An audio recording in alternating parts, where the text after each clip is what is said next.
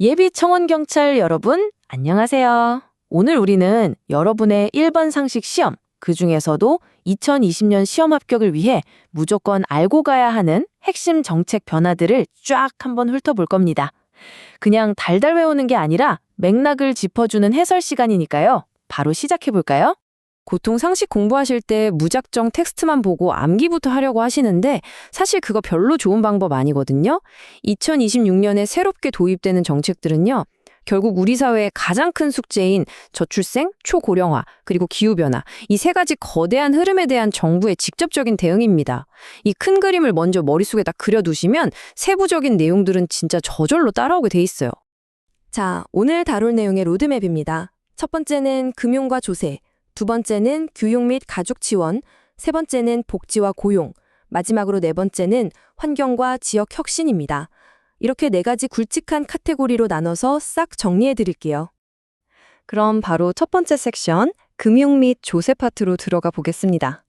변화하는 인구 구조 속에서 경제적 혜택이 어떻게 직접적으로 주어지는지 한번 살펴볼게요. 여기서 가장 눈에 띄는 변화가 바로 이겁니다. 예전에는 근로자 한 명당 20만 원까지만 보육수당 비과세 혜택이 있었거든요. 그런데 2026년부터는 이게 자녀 한 명당 20만 원으로 확 바뀝니다. 그러니까 만약 자녀가 2명이면 월 40만 원, 3명이면 60만 원. 혜택이 말 그대로 훌쩍 뛰는 거죠. 저출생 문제를 타개하려는 엄청나게 파격적이고 직접적인 세제 혜택이라고 볼 수 있습니다. 그리고 시험에 무조건 나올 법한 핵심 포인트들 짚고 넘어가야죠. 청년 미래적금은 가입 기간이 3년으로 짧아진 데다가 정부 매칭 지원금은 더 늘어났습니다. 또 진짜 중요한 거 하나, 고배당 상장기업 주식에 대해서 분리과세가 도입된다는 거, 이거 꼭 기억하셔야 해요. 종합과세에서 빼줘서 주식시장을 살리겠다는 의도거든요. 여기에 초등학교 저학년 예체능 학원비도 이제 세금 혜택을 받고요. 요즘 대세죠? K 콘텐츠의 핵심인 웹툰 제작비에 대해서도 새로운 세액공제가 신설됐습니다. 완전히 트렌드를 반영한 거죠. 자, 그렇다면 여기서 궁금해집니다. 정부는 도대체 이 저출생이라는 국가적 위기를 극복하기 위해서 태어나서 어른이 될 때까지 어떤 식의 평생 지원망을 짜고 있는 걸까요? 두 번째 섹션, 교육 및 가족 지원 파트입니다. 부모님들을 위한 국가의 안전망이 얼마나 촘촘하게 넓어지는지 한번 확인해 보겠습니다. 이 지원이 어떤 단계로 확장되는지 그 흐름을 보시는 게 중요해요. 그냥 막 퍼주는 게 아니라 꽤 치밀한 내러티브가 있거든요. 일단 유아 무상교육 대상이 기존 5세에서 4세로 내려옵니다. 국가가 더 일찍부터 책임지겠다는 거죠. 그리고 초등학생들 방과 후 프로그램 이용권도 3학년까지 팍 넓어집니다. 맞벌이 부부들 가장 힘든 시기를 국가가 직접 챙기겠다는 거고요. 그리고 이거 출제 확률 1순위입니다. 취업 후 상환하는 학자금 대출 기준이 정말 완전히 달라졌어요. 예전에는 소득 구간 따져가면서 제한을 뒀잖아요. 2026년부터는 학부생은 물론이고 대학원생 등록금 대출까지 그냥 모든 소득 구간으로 전면 개방됩니다. 거기에 대학원생 생활비 대출도 6구간 이하로 확대됐어요. 청년들 학비 걱정은 진짜 확실하게 덜어주겠다는 의지가 보이죠? 세 번째 섹션, 복지와 고용입니다. 초고령 사회에 진입한 우리의 현실을 이 제도가 어떻게 떠받치고 있는지 집중해 볼 차례입니다. 국민연금 이야기 안 할 수가 없죠. 아주 대대적인 개편이 있는데 여기서 핵심은 결국 타협입니다. 기금이 바닥나는 걸 막아야 하니까 우리가 매달 내는 보험료율은 1년에 0.5%씩 조금씩 오릅니다. 대신에 나중에 우리가 돌려받는 명목 소득 대체율도 같이 올려주겠다는 거예요. 조금 더 내는 대신 나중에 확실히 더 챙겨주겠다. 이런 국가적 합의인 셈이죠. 여기서 여러분이 머릿속에 딱 박아두셔야 할 숫자, 바로 43%입니다. 원래는 소득 대체율이 40%까지 떨어질 예정이었거든요. 근데 이걸 2026년부터 43%로 확 끌어올렸습니다. 시험에서 오답으로 내기 딱 좋은 숫자가 40, 42 이런 거잖아요. 무조건 43%로 기억하셔야 합니다. 연금 말고도 노동, 복지 쪽에서 큼직한 변화들이 꽤 있어요. 일단 기초생활보장의 기준이 되는 기준중위 소득이 올랐습니다. 물가 오르는 거 반영해서 최저생계는 확실히 보장해주겠다는 거고요. 그리고 노동조합법도 개정됐는데 이제 하청업체의 노조가 원청이랑 직접 교섭할 수 있게 됐습니다. 이거 꽤 큰 변화죠.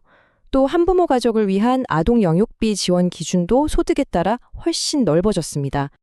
자, 이제 시야를 좀 더 넓혀서 밖을 한번 볼까요? 지방이 소멸하고 있고 기후는 미쳐가고 있잖아요. 이 거대한 두 가지 위기 앞에서 2026년의 정부는 어떤 카드를 꺼내 들었을까요? 마지막 네 번째 섹션입니다. 환경, 교통, 그리고 지역 혁신 파트인데요. 이쪽은 출제위원들이 진짜 눈독 들일 만한 술술한 키워드들이 넘쳐나니까 집중해 주세요. 먼저 모두의 카드라는 개념부터 확실히 잡고 갈게요. 이게 기존에 있던 K패스가 업그레이드 된 건데요. 예전처럼 얼마 내고 무제한으로 타는 게 아니라 성인 기준으로 월 62,000원처럼 딱 정해진 기본 금액을 넘기면 그 초과분에 대해서 100% 전부를 환급해주는 제도입니다. 대중교통을 더 많이 타게 해서 기후위기도 막아보자는 아주 스마트한 접근법이죠. 그리고 이 환급률 관련해서 또 하나 외워두실 숫자가 있습니다. 바로 30%인데요. 65세 이상 어르신들한테는 이 K패스 환급 비율을 기존 20%에서 30%로 훌쩍 높여주기로 했습니다. 지방 살리기는 거의 역대급으로 공격적입니다. 인구 감소 지역으로 지정된 20곳에 놀러 가잖아요. 그럼 여행 경비의 절반, 무려 50%를 지역화폐로 돌려줍니다. 안 갈 이유가 없겠죠?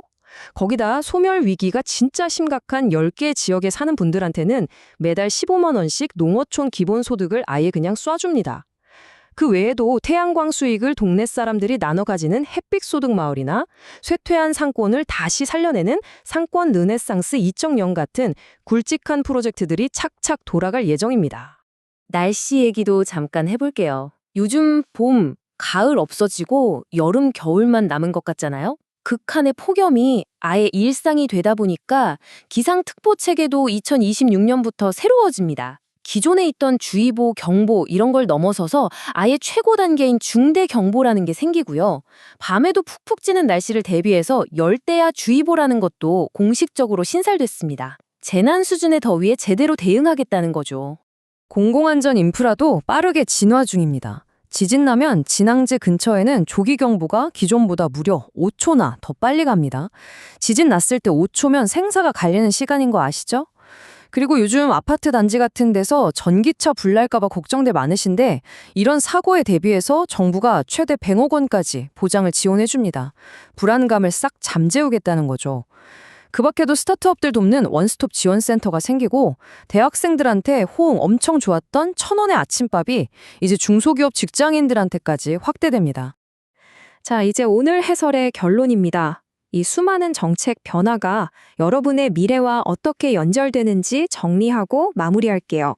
오늘 쭉 훑어본 이 일반 상식 내용들, 솔직히 그냥 객관식 시험 정답 맞히려고 달달 외우는 용도가 아닙니다. 2026년에 새롭게 도입되는 이 변화들을 제대로 이해한다는 건요. 결국 여러분이 나중에 청원경찰이 되어서 직접 보호하고 지켜야 할 우리 이웃들의 모습을 이해하는 거예요. 빠르게 나이 들어가고 기후변화에 시달리고 팍팍한 경제 상황을 버텨내고 있는 우리 사회를 말이죠. 마지막으로 시험 준비하시는 여러분께 이 질문을 하나 던지고 싶습니다. 과연 2026년의 이 파격적이고 대대적인 정책들이 우리가 살아갈 공동체의 미래를 안전하게 지켜내기에 충분할까요? 단순한 암기를 넘어서 이런 깊이 있는 고민까지 해내는 든든한 청원경찰이 되시길 바라면서 오늘 준비한 해설은 여기서 마무리하겠습니다. 다들 열공하시고 꼭 합격하세요.